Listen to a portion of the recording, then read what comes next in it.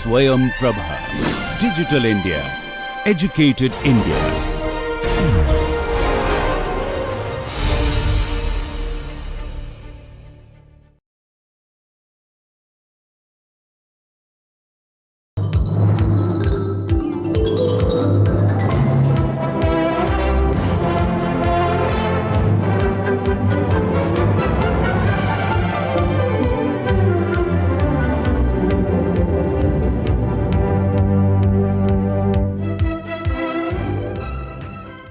Welcome to 7th lecture of video course on Tribology.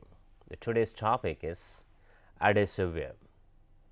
In last lecture, we understood wear mechanism related to abrasion, scratching, or sometimes we call it scoring. This adhesive wear is more related to the adhesion friction. We say that when two materials have affinity for each other, they make some bond. It may be molecular bond, which is very strong, difficult to shear, and if that happens, there will be enormous wear. If we can reduce the strength of that molecular bond, then wear rate can be reduced. And generally, understanding this topic helps us how to reduce shear strength of that bond. Let us take a common example which is mostly quoted in books. We say that adhesive wear mostly occurs in metals, slightly lesser in ceramics, and in polymers. If load is within limit, within transition limit, then this kind of wear will not occur. But if the transition is above transition limit, whether some plastic deformation is possible, then this kind of wear occurs. So, here in this diagram, three stages are shown. One is a steel pin, many times we can call as a steel rider, an indium block or indium disc. If we press steel pin with some force, some normal force, maybe say W, it will try to indent in indium, something which is shown in figure B. Now, if we retract it back, it will come up with some sort of deposition on a steel surface and some depth, some removal of material from the indium block. The indium has a affinity towards the steel. It makes a bond, it makes a molecular bond with the steel, and then indium strength is slightly lower, bulk strength, obviously the cohesion force is lower. So, it leaves a fragment, it transfers the fragment to the steel surface, and same thing happened with the brass also. If we try same thing with the brass pin, indent in indium, it will give some sort of transformation of indium on the brass material. Let us take another situation. Say we know all the surfaces or the molecular level are rough. They have some amplitude about the mean value, and if load is applied, normal load is applied, there is a possibility of junction formation, which was explained in detail in the friction lecture. This red spot is shown some area of contact, and we know this area of contact is much lesser than apparent area. Naturally, almost every aspirative will be undergoing plastic deformation and to some extent limit up to the elastic limit if it can easily bend. Now, if we provide some sort of a lubricant layer, or there is no chemical affinity of this metal, metal 1 and metal 2, then there is a possibility of easy shearing of that surface, or breaking the bonds will be easier. There will not be much wear, of course, there will be wear, some fragment will be still getting torn away from the surface. So, there will be wear, what we call that as a mild wear, mild adhesive wear. Take an example of severe wear. See, asperity coming into contact, undergoing the plastic zone, and what we call this as a micro welt. Now, if we push it with a tangential force, there is a possibility of junction growth and plucking out our material, a blue color material on this. This red color is shown because generally the microstructure will be changed. It will not be as it is blue color. This surface is slightly hardened. Obviously, the affinity of this red portion is higher. Chemical affinity towards a green metal is higher. So, metal will be getting transferred, and this is a bigger chunk. We can say it is a severe wear. So, and based on this slide, I can say adhesive wears can be classified in mild wear and severe wear. We will be studying this slightly later after some time on when we come to the 7th day slide of this course or this lecture. But let us quantify this wear mechanism or how the adhesive wear occurs. Whenever we want to quantify wear volume or rate of wear, always we start with the real area of contact, because the wear generally occurs at the area of contact. If there is no area of contact, there will not be any wear. If the two surfaces are completely separated by the lubricant layer, then there will not be any wear. But if they are intimated, they are superimposed, or there is some common area, one metal is penetrated in another material, and there is some sort of weld junction which need to be plugged out or need to be removed or need to be sheared, then there is a possibility of wear. So, to find out that area of real area of contact, we can use this equation. The simple equation, it says A is equal to W by H. Here W is a normal load, which Amundsen defined that it is always a normal load which matters. It is not the dead weight, it is a normal load. It is divided by the hardness H, which is the hardness of softer material, whichever the weaker material. However, in this basic assumption is that there is a plastic deformation. That is why the H has been used. H is a flow stress, allows material to resist up to this limit, and if you increase pressure, normal pressure more than that, then it will allow surface to penetrate easily. So, that is why the H is a flow stress, and then this area A is equal to W by H is valid only for plastic weld or weld made after the plastic deformation. But we know very well there will be always some asperities, very high height or low height. Not all asperities will undergo plastic deformation. There will be contact at the elastic limits also, and separating two surfaces at the elastic limit will not be much problem. Effectively, area of contact will reduce. If there is a plastic deformation, naturally more area will be in the contact. There is a deformation, some flattening of surface, more area of contact will be there. So, when we talk about the elastoplastic junction, when there is a elastic deformation as well as a plastic deformation, we can say area can be modified using parameter n, where n is lesser than 1, but greater than 66% or greater than 2 by 3. This is the modified area of contact has been established by a number of researchers. But what is the difficulty? Difficulty is that how to find out this n, which is very tedious, and it will vary from one component to another component, will vary from one situation to another situation. Sometimes we have oxide layers, sometimes we do not have oxide layers, sometimes we have water presence, sometimes we do not have water presence. So, every time if I do some experiment, I will be finding different relation for n. N is uncertain parameter, depends on number of variables. We can think about other option also. If I go with this kind of theory, then what is the possibilities? There is a weaker junction or a stronger junction. If there is a more and more plastic deformation, junction will be stronger at one point, the more area of contact, but in addition there is a shear strength of the junction. There is a possibility more area of contact, but lesser shear strength of the interface.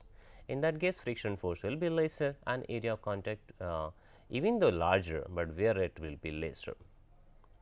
However, if shear strength of the junction is higher, then wear rate will be higher. So, whenever we talk about the modeling wear rate, we need to account area of contact as well as what will be the shear strength. See, there is a possibility of weaker junction, there is a possibility of a stronger junction. The shearing occurs at the interface itself.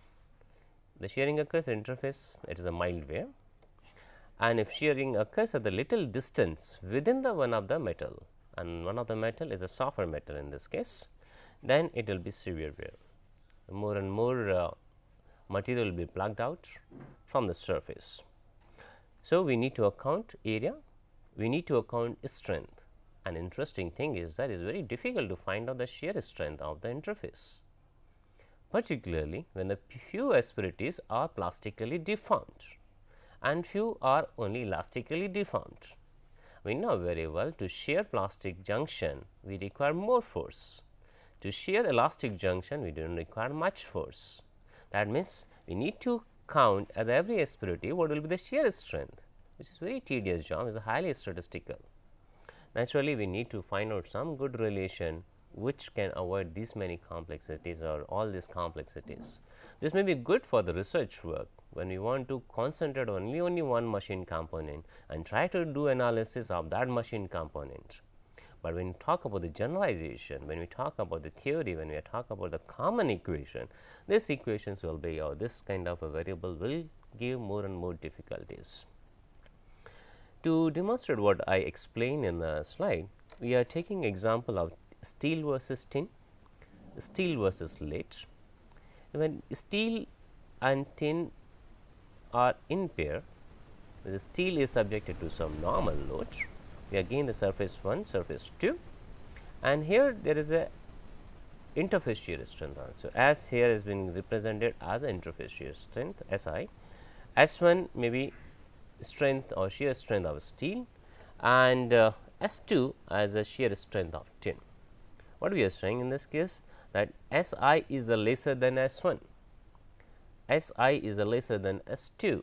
That means, interface shear strength is lower compared to steel, is a lower compared to tin, or is the lowest among 3. So, in this case we can assume there will be mild wear, even in absence of lubricant there will not be severe wear. Interface is low shear strength. Taking another example of steel versus lead. We know that we have had a number of times the lead been deposited on a steel surface, make a thin layer on the steel surface and used as a lubricant layer on that. This is because of good adhesion between the lead and steel. However, when the one component is made of steel and other component is made of the lead, and they come in a contact under load condition, subjected to sliding condition as well, then there is a possibility of plugging out lead material, more wear, severe wear. Reason is, here the interface shear strength is lesser than a steel, but interface shear strength is greater than lead. That means, interface which is made will not be torn away, will not be wear out in normal conditions, but a lead will be plugged out from the surface, and that is going to make a surface rougher surface, or steel surface will be rougher. Adhesion will lead to the abrasion wear, and that will cause a catastrophic wear, or it causes as a severe wear. There is another possibility. When we say that copper and steel are coming into contact, they have a good adhesion, they make a good strength at the bond.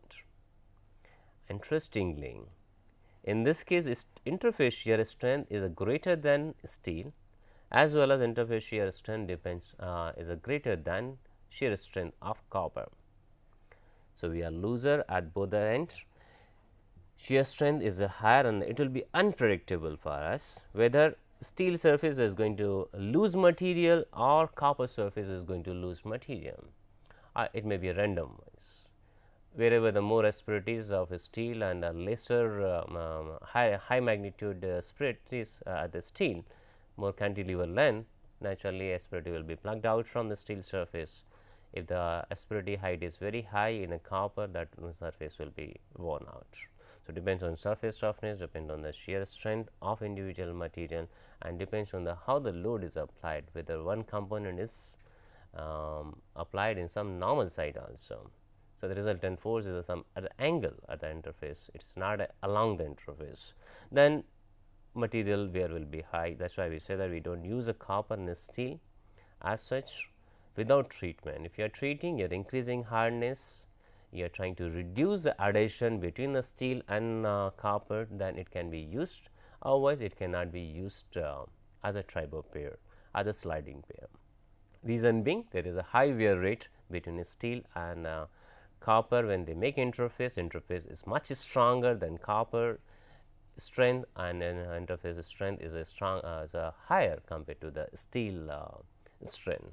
So, that is why we try to avoid this kind of pair, or if otherwise we need to provide some lubricant, and we know very well whenever there is a lubricant, shear strength of lubricant will be much lower than interface shear strength, or we say that parent material shear strength and interface which is made with a lubricant will be having lesser shear strength, and it will be easily tear out, and it will not cause much wear. It is interesting to see how adhesive wear progress. It will not be spontaneous. There are some stages involved in adhesive wear. We can prevent at any stage. See, the first is the deformation of contacting asperities. Asperities come into contact with material and deform the surface. It is something like this. I am assuming this is a one surface, rough surface. It is coming under load to the other surface, and the other surface has a contamination layer, adsorbed layer, oxide layer, work hardening layer, and metal surface, which was earlier shown in a friction lecture. But when this rough surface comes into contact, it will start deforming the contacting asperities or surface, which is opposite to this main surface. Because of that, there will be some sort of penetration and removal of protective oxide layer. If the surface is stronger, penetration is there, there will be fracture of the oxide layer, it will be fragmented, and once it is fragmented, it can be easily removed. So, if there is a removal of oxide layer, then only the nascent surface will be there, or the virgin surface will be there, pure metal will be there, and we know very well pure metal will cause more adhesion compared to the oxide adhesion, which will create some more problem. So, the formation will start once we remove the oxide layer.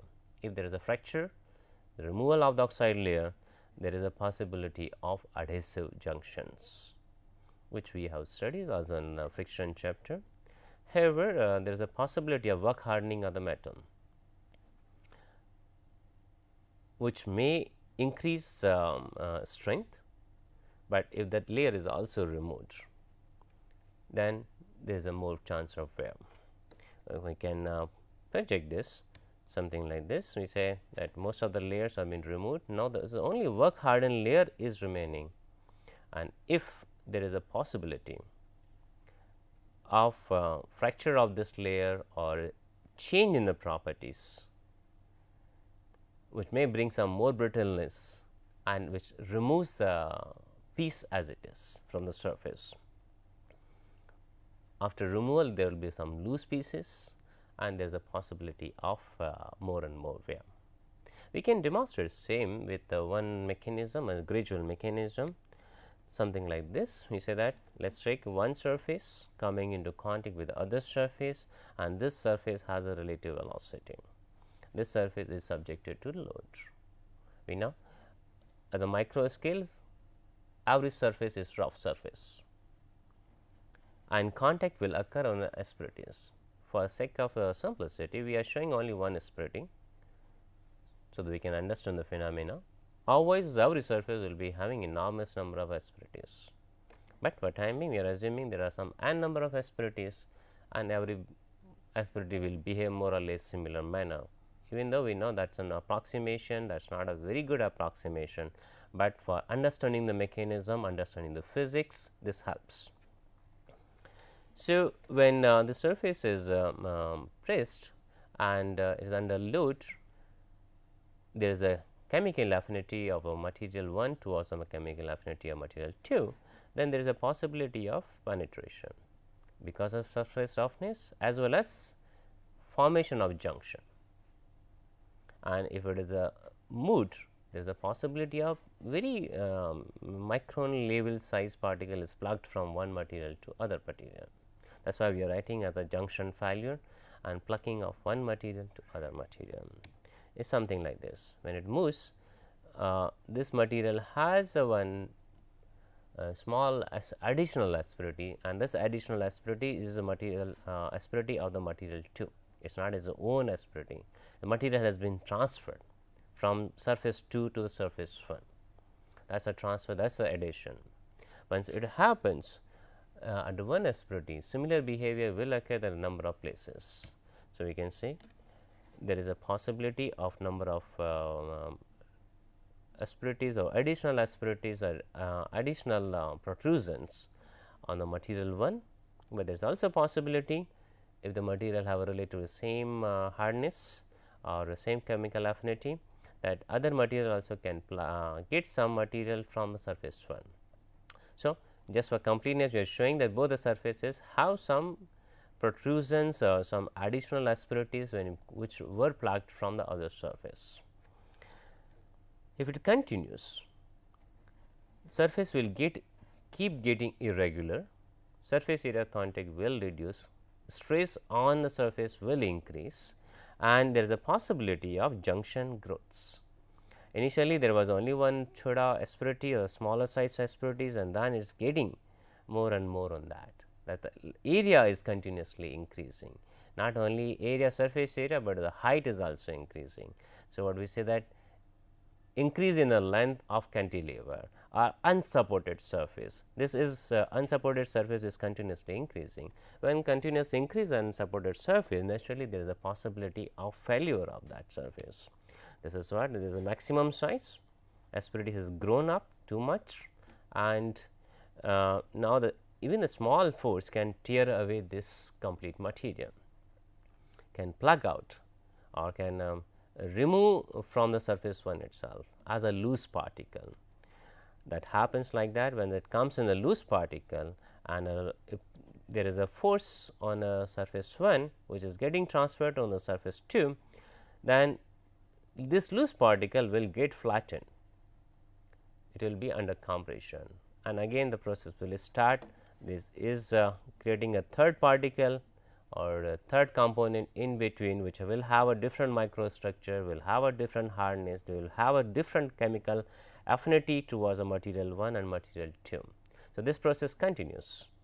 We start from adhesion, there is a possibility of particle generation and bigger particle first, and then it will be disintegrated in number of smaller particles. So, adhesion force or adhesive wear at the start, and it may turn out to be abrasive wear at a later stage if the hardness of this particle is much larger than parent materials, it will cause abrasion wear. So, one wear mechanism is leading to other wear mechanism, and that is why we say that most of the failures are happening because of abrasion. Abrasion percentage is much higher than adhesion percentage, and adhesive wear comes on the second number in the list. Highest percentage failure is because of the abrasion, and second number is adhesion. However, if we see in a deeper side, most of time is adhesion which is initiating the wear, but what is the result which is identified the final, that is caused by the abrasion. So, we cannot say in a absolute sense that abrasion is much more dominant compared to adhesion, or more frequently occur in compared to adhesion. There is a possibility adhesion starts and finalized or come finally to the abrasion mode. So, there is a possibility 50%, if that overall percentage between adhesion and abrasion is 70%, I can assume that 35% goes to abrasion and 35% goes to adhesion. A micro level mechanisms are generally starting with adhesion, tearing the junction, generating the loose particles which leads to the abrasion.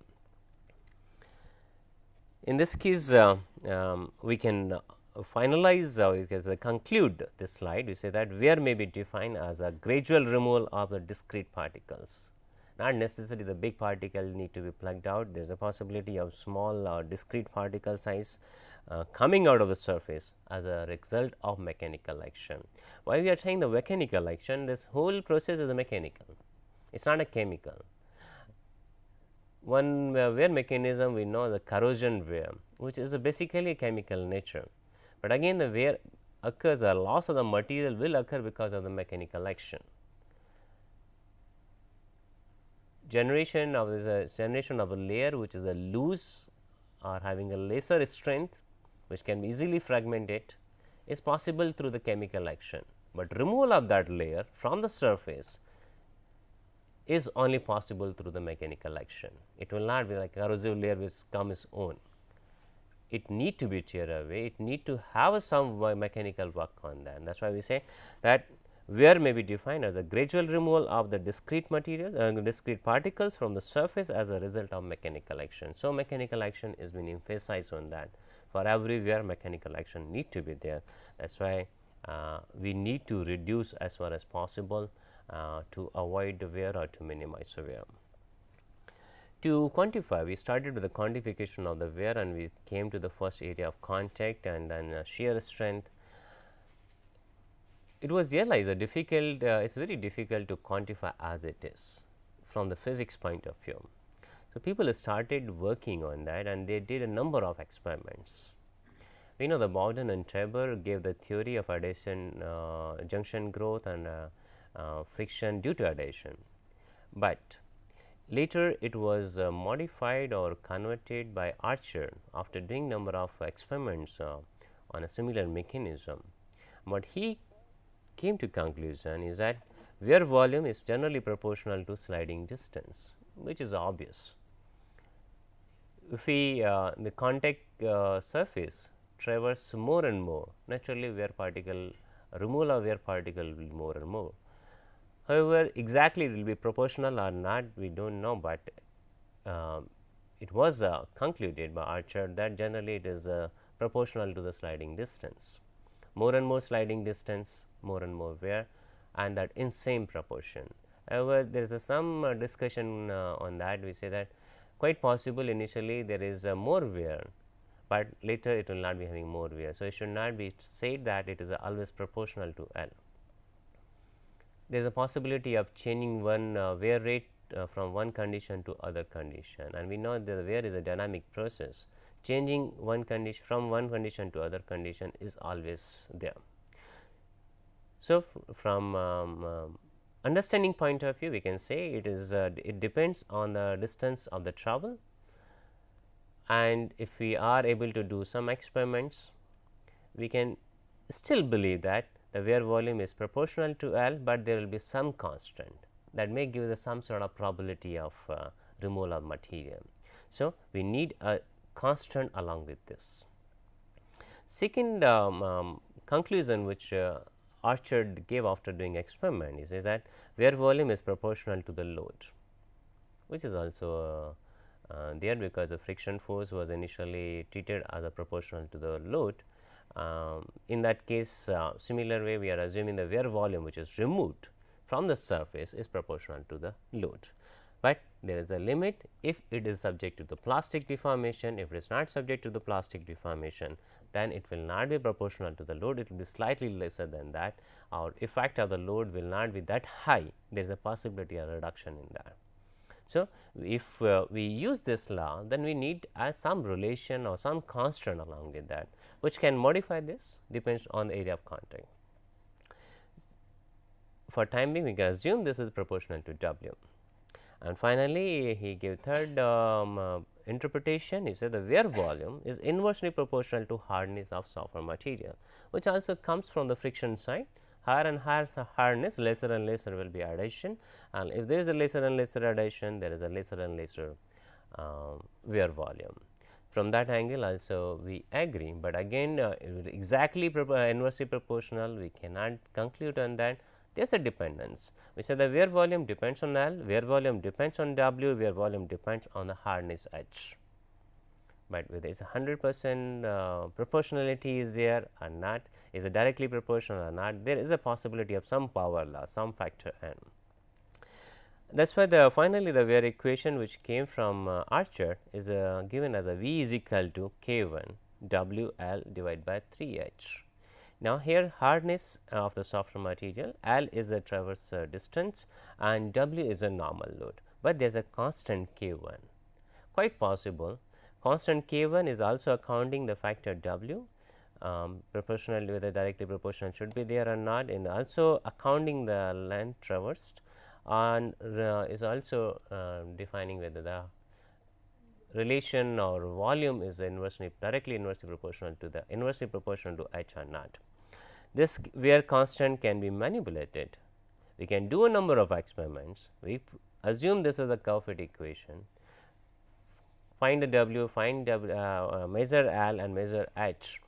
Based on that, whatever the wear volume comes, we can appropriately find K1. If we do the 30 experiment or 40 experiments, the statistical variation between K1 for the K1 can be measured easily or can be estimated easily with some standard deviation. However, it has been interpreted also this kind of wear equation is valid only for the linear profile. Wherever there is a transition due to change in the load, if there is a wear rate suddenly increases, this equation cannot be utilized.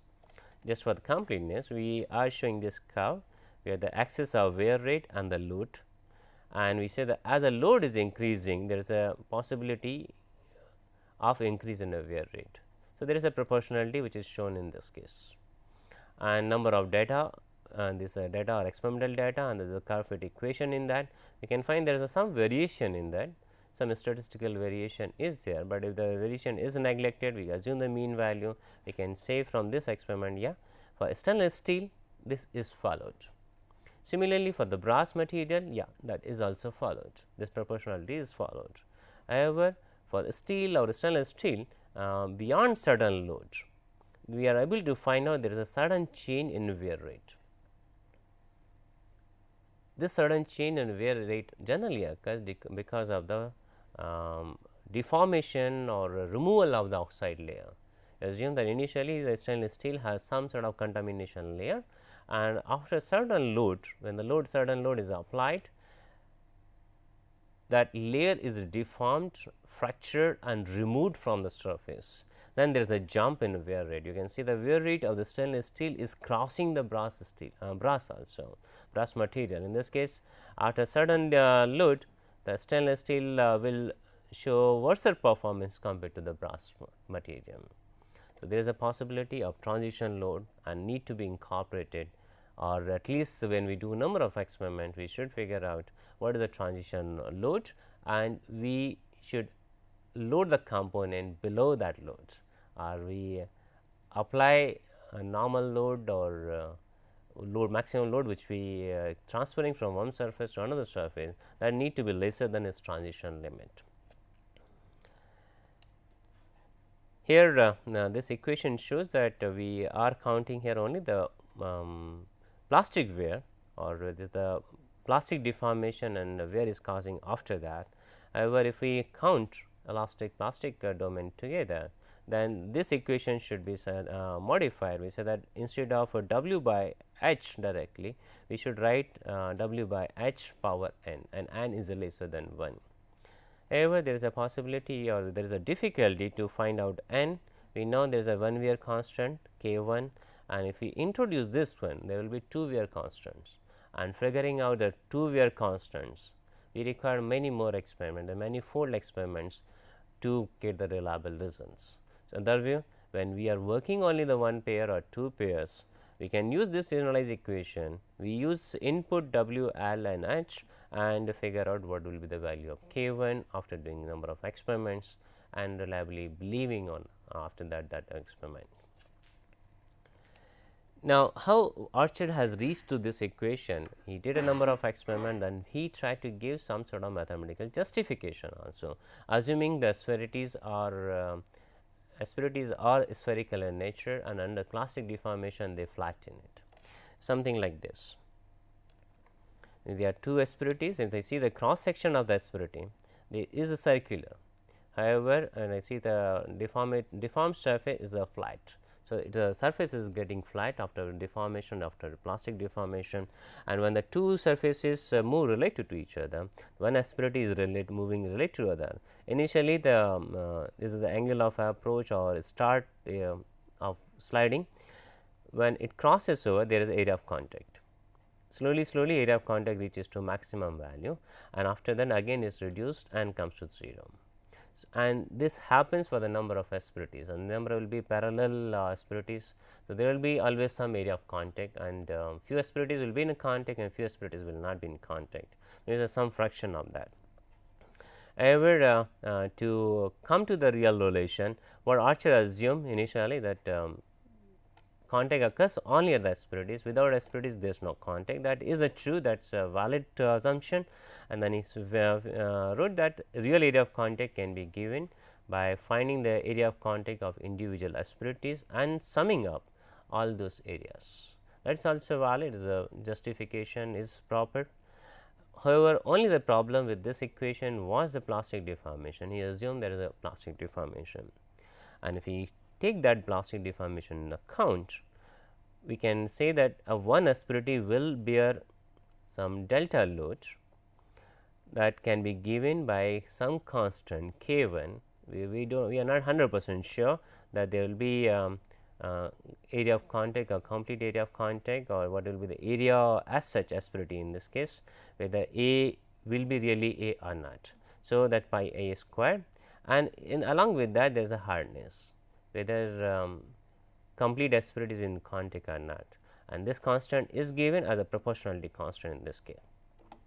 This is the area normal load which can be sustained or can be bared by the asperities. There is a possibility of wear of that asperities. So, that is given by delta volume, that is another constant k 2, and this is a half of the volume, the 2 pi a cube divided by 3. That is assuming the hemisphere half will be removed, or this area will be removed from the surface. So, this is a big assumption, a very we say that crude assumption. Whole asperity will be removed in one go itself. When the one surface is traveling on other surface, the whole asperity will be sheared away, which is a very crude assumption. However, that can be accounted because he has accounted k 2 as a factor. If we assume that k 2 is much smaller, then we can assume is only a fraction of the area is being removed. It is not 100% area. If the k 2 is equal to 1, then only the 100%. So, if I combine this, pi a square is here, pi a square is here, we can combine it, we find out what will be the loads in terms of h and in terms of area, and when substitute it, it can get the relation V. In this case, a small v is a volume per unit length, and we are assuming the unit length of contact is 2a. Maximum which is coming into contact area is a 2a.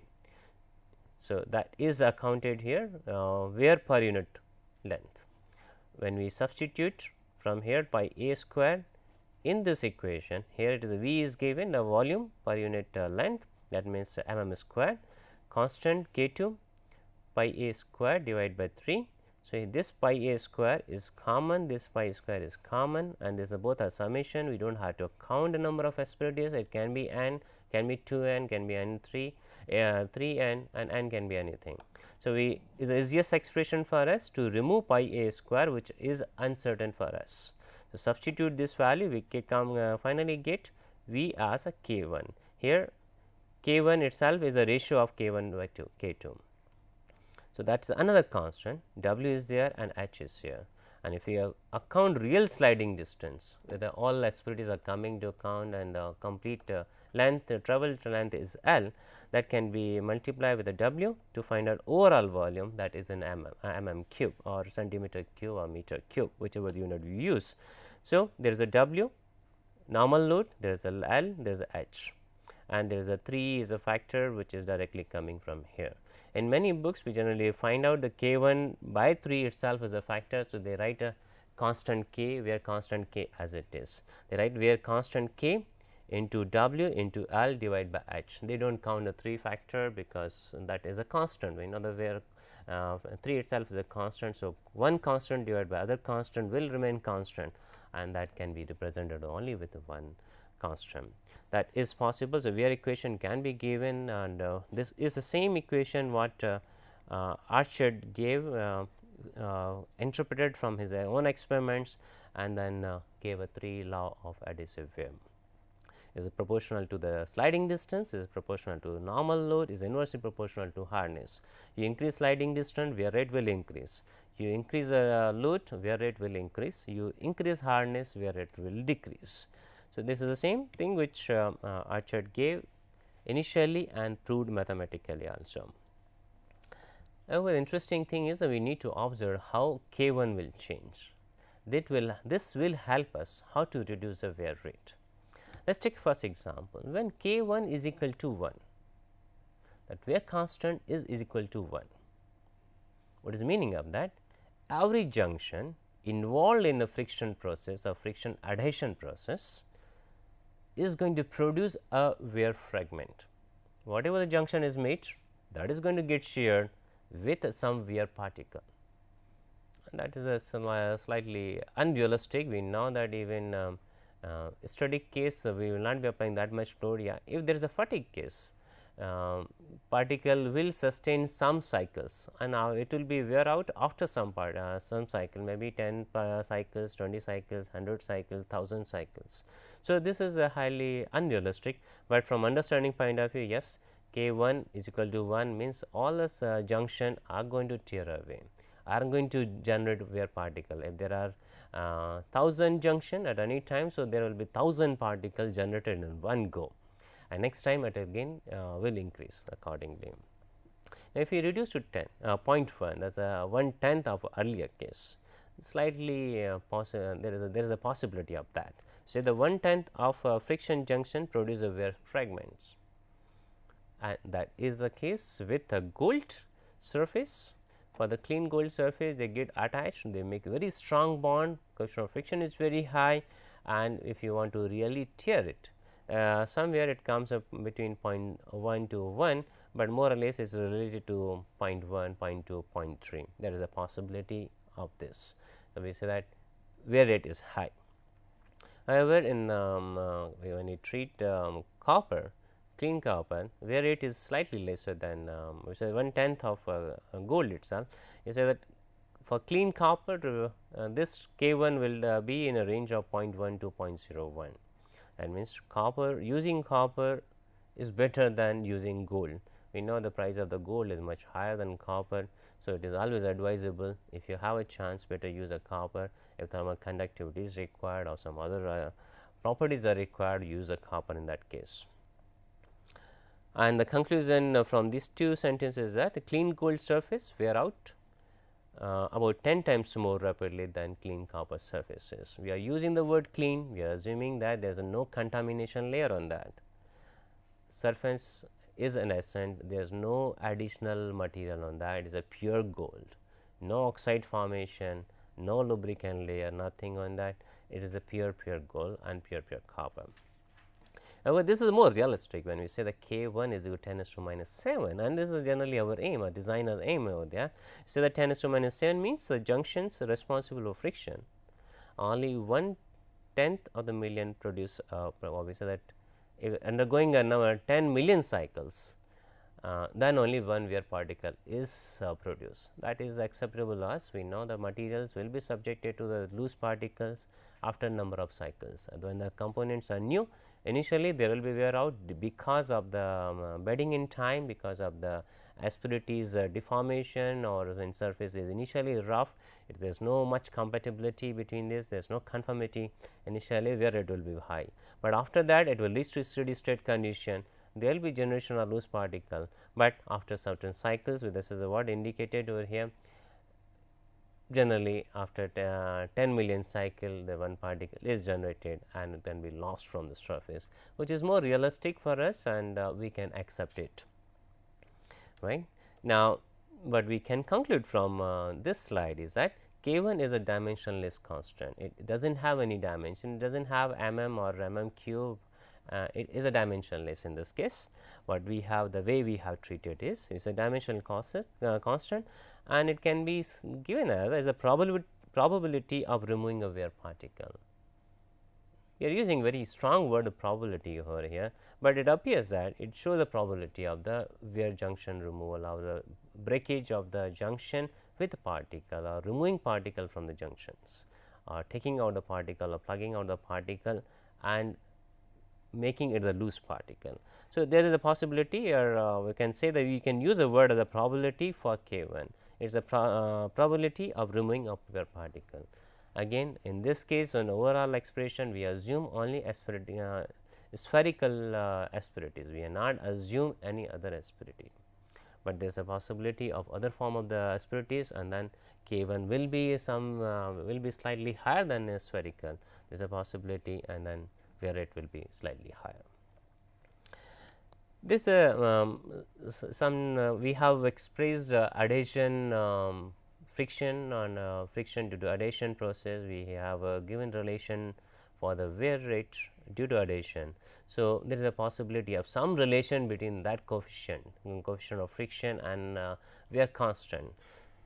Some studies show that there is a strong correlation, and some studies show there is a not much relation, they are not related at all. You say like gold, the coefficient of friction is roughly 2.5 to 3, while wear constant is a 0.1 to 1. Now, if I reduce this coefficient of friction for some other surface, is a copper on copper is from 2.5 to 1.2, wear rate is decreasing by 10 times. Here we have reduced the coefficient of friction by 2 times and wear rate is reduced by 10 times. Now, further 1.2 to 0.6, you reduce wear rate by 50%, and we are able to reduce also wear rate to some extent, but as this is given in a range, we cannot say what is the range. It may be from 1 to 10 times. Reduce the wear rate further from 0.6 to 0.3. Here we find a big jump, wear rate is reduced significantly, again the 10 times, from 0.01 to 0.001. So, this more or less it says that if you reduce a wear coefficient friction coefficient by 1/2, wear rate is coming by 1/10. That is the advantage. We say that if we are able to control the coefficient of friction, we are able to control wear constant also. So, here from 0.3 to 0.15, wear rate is reduced significantly here. You can say 2 into 10 to minus 5. Now, there is a problem. We are reducing wear rate by 50% and this is reduced by 1/10, 150 times. So, 1/50th of this, and further increase in the coefficient of friction. Teflon on hard steel is 0.15 and stainless steel on hard steel is a 0.5. Even though wear coefficient is increased, but wear rate remains same. And these data show that there is no correlation between coefficient of friction and wear rate, while these data are indicating there is a correlation between the friction and wear constant. Same thing here. In this case, even though wear rate is coefficient of friction has increased from 0.5 to 0.6, but still there is a reduction in wear rate. They are going in opposite direction. We are not increasing the coefficient of friction, but we are increasing coefficient of friction, but we are reducing the wear rate. So, there are a number of other parameters which are playing a role in this. May quite possible environment plays a role when it has been done or when experiments when performed. In totality or in a short, we say that there is no definite relation for the wear and wear constant, wear and friction, or is like wear constant and friction surface. However, Roy has given some relation. We say that sliding distance as wear volume per unit sliding distance can be represented in this relation. Here directly proportional to W, inversely proportional to hardness, has been accepted as it is as the Archer did. However, instead of wear constant 1 K1, here it has been written Km square root of the 1 plus mu square, that is a coefficient of friction, and there is a beta as a fraction, and this beta indicates what is the lubricant layer thickness, how much area has been occupied by lubricant layer, and how much area is the dry area. So, beta basically represent the dry area, no lubricant layer, it will be lesser than 1. In other words, 1 minus beta times area is covered with a lubricant. So, the shear strength will be negligible compared to shear strength of asperities or interface, solid interface. In addition, he introduced the 1 plus mu square, the coefficient of friction. As such, is we know the coefficient of friction may be 0.2, 0.3, 0.4. If I make it a square, it will turn out to be 1.16. It will not be very high value. It is not going to change much in magnitude. But problem in this equation is that we are introducing one wear constant Km, we are introducing coefficient of friction, we are introducing the beta. So, there are 3 unknowns, and an Archer equation there was only one unknown. That is why the Archer equation is a more popular compared to the Rowe equation, even though Rowe say there is a modified Archer equation, but it does not gain much popularity. Reason behind that is that it has a 3 constants, and if these 3 constants cannot be given directly by theory, it will need to be experimentally measured, then complexities are going to increase. And we can say, if I have to do the same number of experiments, this equation will be preferred because there is only one wear constant. I require lesser number of experiments for that. However, the Rowe has supported that with the lubricant layer the things will change. This same equation can be the Archer equation also can be interpreted in similar manner. We say that if there is a more and more lubricant layer, K1 will keep on decreasing. So, there is not much problem for us. In my view, using Archer equation still is preferable compared to using modified adhesion wear theory equation or Rowe equation, because it has a more number of unknowns compared to this equation, which has a lesser number of unknowns. And wherever there is a lesser number of unknowns, and we know that this equation cannot be relied as it is, we need to do some experiment to find out the results. From that point of view, I can recommend using Archer equation compared to Rowe equation. There is another theory related to probability. So, because Archer express the K1 is as such the probability of how many junctions are going to tear away or going to give particles. So, and that relation is valid for the spherical asperities. Some modification have come in have been proposed by the researcher. He said that instead of using a spherical, we can use any rectangular or any other dimension where the thickness of the asperities can be given as by h and length of asperity can be given by L. Use this relation to quantify wear equation, instead of writing directly K1 as a constant, write K1 in this term. What is the probability of junction failure which produce a particle, and what is the thickness of asperity, and this can clearly indicate that the thickness is not very large, or we say the ratio is smaller, the wear constant will be lesser. We say that rougher the surface, wear constant will be larger. In this case, if h is a greater than L, the asperity height is much larger than is expansion of or the length of the asperity, naturally wear constant will increase. So, this is to some extent accepted, this kind of relation can be accepted as it is, but only the difficulty is in how to find out h, how to find out length, and how to find out the probability.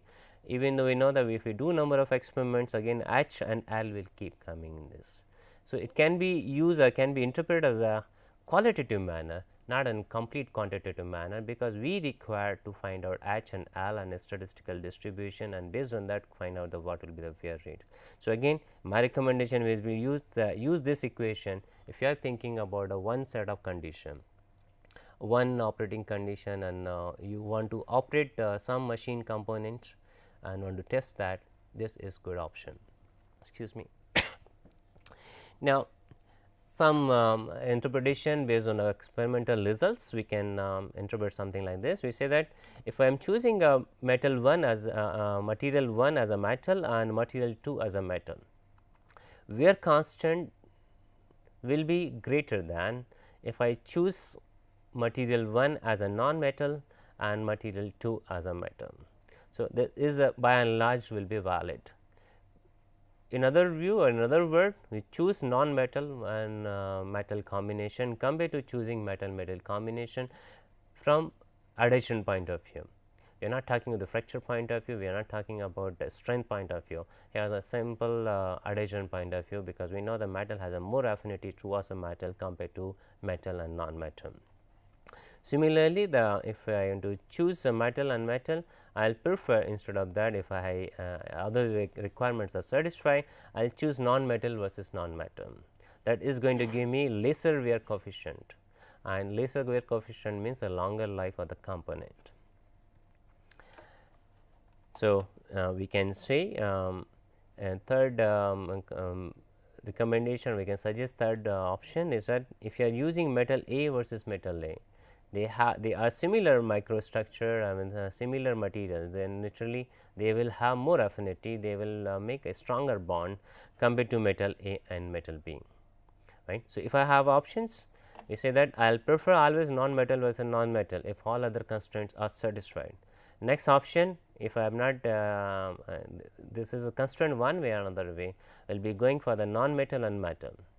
If that is also constraint, we have to use only metal because of some other restriction, then I will prefer to choose metal A and metal B. They are two different metal, we will not choose the same material. However, if again there is a constraint, then we need to have some sort of hardness factor. We need to say that they are work hardened so much that they lose their adhesion property or affinity in this case, right. So, we say that finally, the degree of whether wear rate will be high or low depends on the compatibility of two metals, and this compatibility means that how they are able to oppose their adhesion bond junction. If they are able to make a weak bond at the interface, they are compatible with each other, there is no complete bonding or firm bonding, then that kind of metals can be used. Otherwise, we should not use that kind of material pair. With this, I am concluding my today's lecture. Thanks for your attention. We will continue adhesive wear in our next lecture. Thank you.